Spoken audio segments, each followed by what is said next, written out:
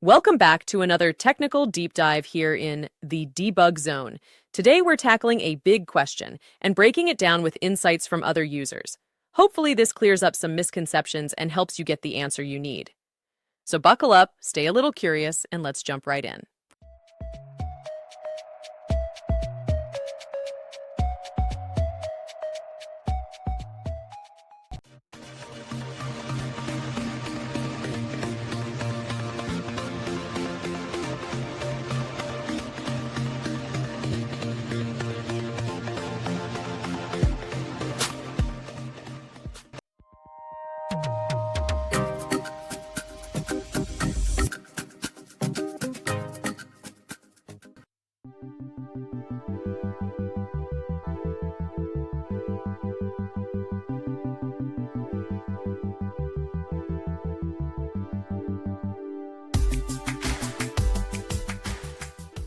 And that's a wrap.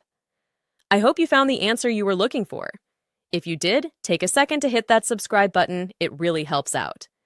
And let me know in the comments which solution worked best for you. See you next time in the debug zone.